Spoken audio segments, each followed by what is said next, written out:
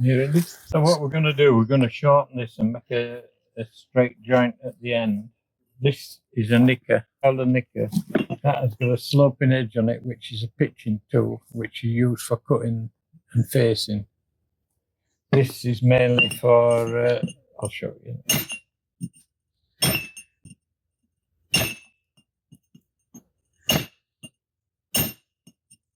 So all you're doing is you're getting a line across the face, which is the most important.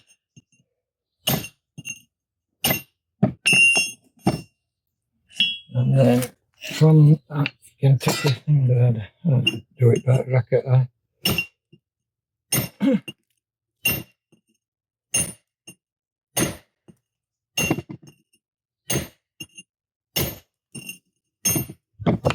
And then again on the back, do that 3 sides.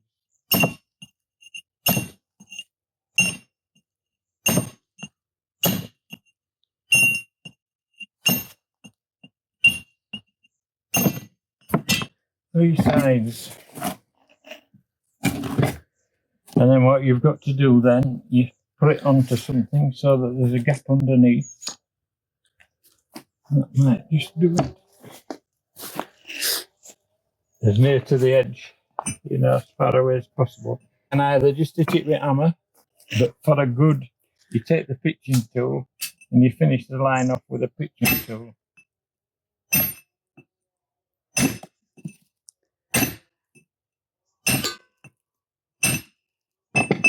And so there you get a reasonable cut. So that would now be a return, it'd be a corner. And then that way, everything goes on your knee in quarry.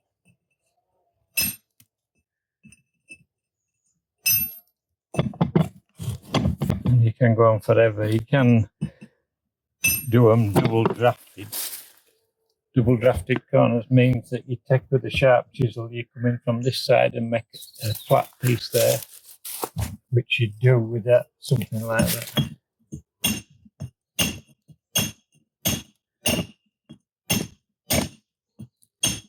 And then same down that end there, you know, so that you get a proper corner. Mm-hmm. But that's cutting and thing, and facing is just using the pitching tool. One's a pitching tool and the other's a nicker. Yeah. So you can see that's how it does it. Now Yorkshire stone, there's always, it cuts easier north to south. One bed is always easier to work on than the other. So they're the beds. That's the joint, you know, that's that. So what we'll do now, we'll just try and split it. If there's you're looking for the grain here. Mm-hmm. You know, there's grain in it, just like wood. And so you take the nicker, and then, yeah.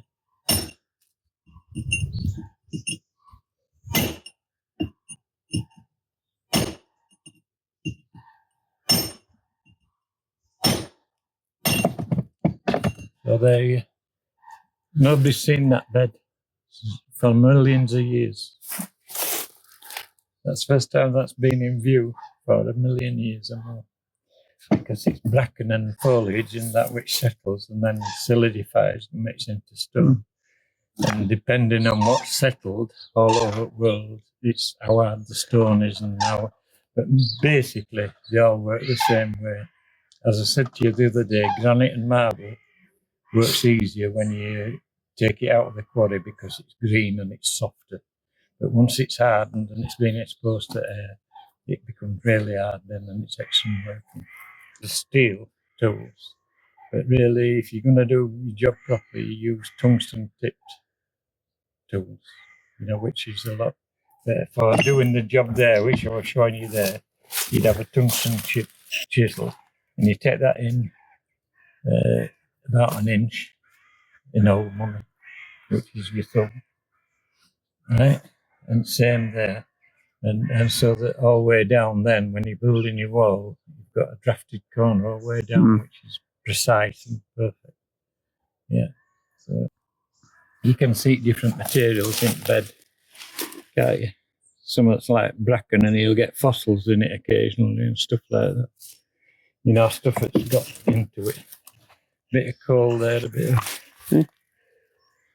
yeah, a little bit. So they're called black beds, but that's how it works. Now Ashley is a different kettle of fish altogether.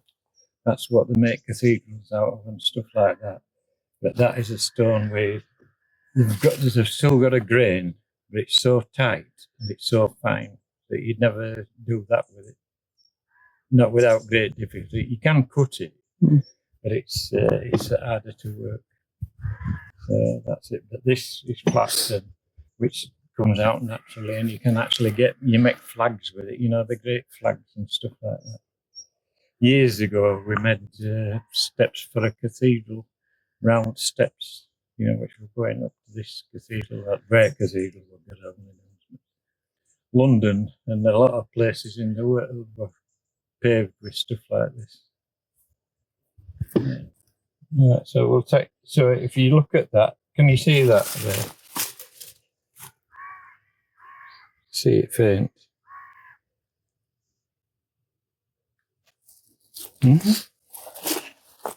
So we'll go for that one.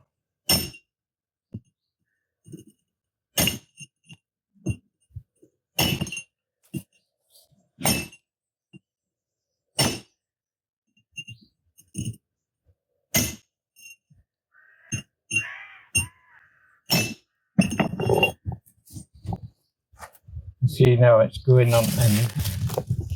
So what you do is you chase it round instead of relying on it all. If you want it to go perfect, you follow the crack it started round.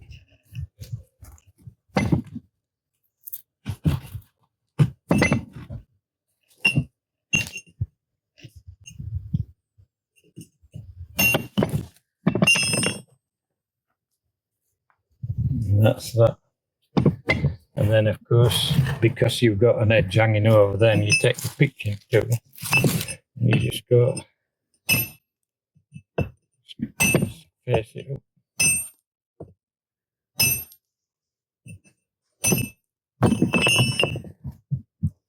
Small most. Just joint it. Just make the joint a bit tighter.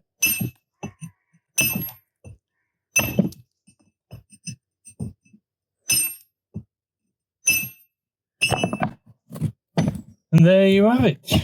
They do, but they still do them by hand. They still face them by hand. Although there's you've got different things with guillotines, which whereas I've chopped that and nicked it, you put sawn stuff on it and you print weight on and it just splits it, you know, it just cuts it and stuff like that. There's all sorts of tools now. I mean, there's actually tools that for a sill, if you were making a sill with seatings and everything else, you know, because they used to make sills, heads and sills and everything a bit same. Then there'd be transoms and mullions and God knows what in it. But now you just put it in a computer and it goes and cuts it all and shapes it all. So people like me, that's why I gave up 20 years ago. Yeah. When I was apprentice, I got a bit worried. I had a moment with myself because the job I was doing, I had to make 100 grave pots with things in where you put flowers in the top. And I thought, goodness, there's this many people dying. So as a 17-year-old, it seemed a bit gruesome, you know. But, in 1954, I finished school and went into quarry reluctantly because I didn't want a job at all. It was because they couldn't get people at that time. Nobody were going into quarry, and they couldn't get people, so that I could more or less do as I wanted. And you know, as an apprentice, the only thing happened, I went to work the first day, and I had to do tea, and then I had to do the breakfast tea and get everything ready for breakfast. And then they used to finish at 9 o'clock till 9:30 for breakfast. And then at lunchtime, I used to have to make tea again, but I also had to go into the village to shops and get the dinners and stuff like that. And there were 30 odd people, men working quarry then, you know. And I used to go and do deals with fish shop and everybody else and get a bit of discount back and one thing. Everybody did it. Yeah, and so I did that. The first day I was there, I was washing up in the afternoon. And you used to wash up in a galvanised bucket, all the pots. And if there were brown stains on tea stains, you used to get slurry from sawmill and scrub it down with slurry and take brown stain. And my boss came in, Mr. Denby, Donald Denby. And he came in and he just looked at me and he said, because his brother had set me on, and he said to me, "What's my name?" And I said, "Is it Bob or Donald? I can't remember." And he went, "What's my name?" I said, "Mr. Denby." He says, "Don't ever forget that." Did 2 years or 18 months, 2 years in the rough end of the quarry, where you were shaping blocks to go onto the sawmill. Now they don't bother because they're all diamond saws and they'll cut. I mean, in those days, a saw in the quarry would cut 2 to 3, 4 inch if you were lucky, in an hour. In 1 hour, it only cut 4 inch, and that were the corrugated steel blades, and the actual cutting was done by a shot, like a metal shot, like the same stuff as the fire up pigeons, and that mixed with sand and water used to actually do the cutting. The blades only put the weight on, and there's only cut now saws cut 30 inches in the hour, or they'll cut a meter in an hour, 1 hour, and it'll cut a meter. So you don't bother shaping them. But we used to have to shape them. You had to shape the sides to save money. The stand edge, which the big block, which maybe weigh 5, 6, up to 12 ton.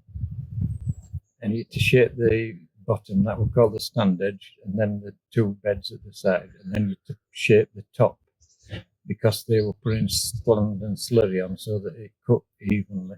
And then after 18 months, if you were good enough or there were an opening, they then took you into mason's shed. You'd already got tools and stone, and you'd got basic knowledge and everything else. And so, but you're working a lot finer, obviously, because you're working square, because we're working off saw and stone all the time. So it was all square edges. In rough end at quarry, it was all racket iron, just it was your eye that shaped and made that. Fireplaces, as I say, I was telling you earlier on, I made one for this Norwegian ambassador to this country, and fireplaces went all over, but we used to build them up with inlaid lino joints, because the joints only had to be 3/16 in old money. So you had this inlaid lino, so you built them up, and then they were numbered and a plan was drawn up, and then they were numbered, and then a builder used to build them anyhow out there. No, they were supposed to build them to drawing. And each course was numbered each stone, so that you did that. And so really you should finish. But we made stuff for her Bradford Cathedral I worked on just before I went in the army, and different churches and buildings all over the place. So, in fact, I did a job on Kirgate Market in Bradford, which is still there, and he said to me, he says, "If you do all the doorway entrance, which were a bit fancy," he says, "you do all the doorway, you better take your grandkids back to look at that and say, look, I built that doorway there." It was a replacement, when you stood, it all got damaged. And I'd only been in the army 2 years when they pulled it down the bit I'd done.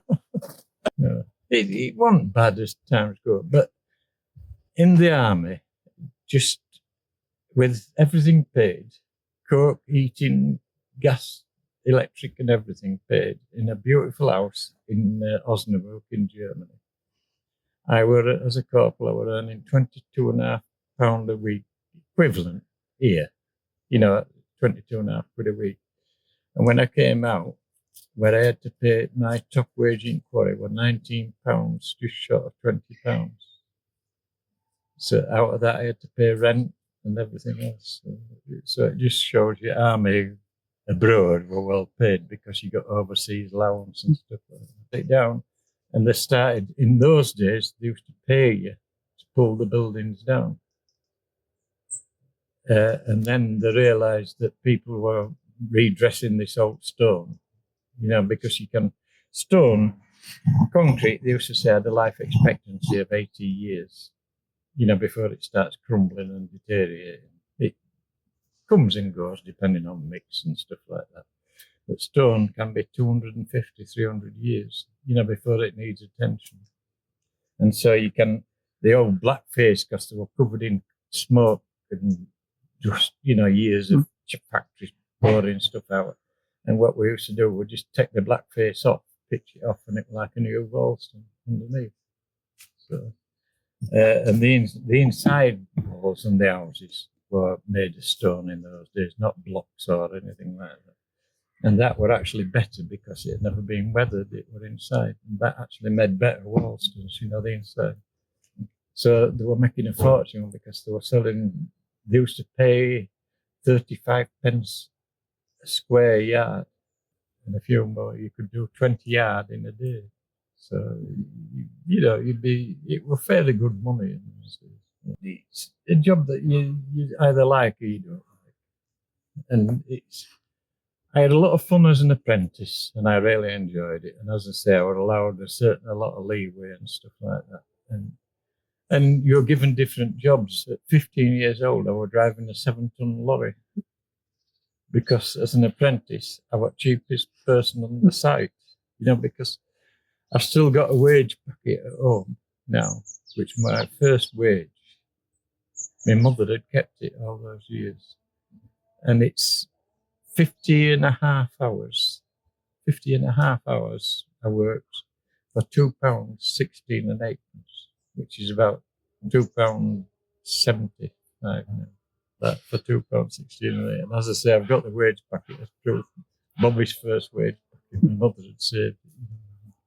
And out of that, I got 7 and 6, 37.5p, and 12.5p went into post office savings. The rest were confiscated by my parents. And you did get a certain amount of satisfaction out of a job well done. When you made something which looked nice. It was so particular with my manager that you couldn't even knock a corner off it. If you knocked a corner off, you were in trouble, seriously. I used to go in and I'd go, no, man, I'd wait. I'd build my courage up for half an hour before I went into his office. And I'd go in and I'd stand there and he'd be there writing, and he had a massive neck and a big flat cap on. And he'd be drawing away because he was a beautiful draftsman and everything else. He did all the drawings for all buildings and stuff. And I'd go, Norman? Yes, Bobby. I poxed another stone up. And pencil used to break. And red had come up back of his neck, and he'd go, that'd gone for about 20 minutes. And then I'd always fight back. Then I'd go, look, if I'm rubbish, get me off of the job. I'll go back on hill. Which way rough end was. Nay, there's no need to be like that. But up to then, it had been the only stone on the job that would make, you've ruined it. The only stone on the job. 2 minutes later, he'd come back up and he'd go, there's one down it, stop, go and get it. But that was a little tiny corner. And you could repair them with this stuff. And the other thing was, the first thing you were taught is never bleed on a stone. Blood won't come out. Tea and blood. If you put your cup down on a massive sill you were making, there'd be a ring that you couldn't get out. And don't ever bleed on one. And if you cut your hands and your fingers, you used to throw dust off at stone, and that'd stop it bleeding. They were bandages.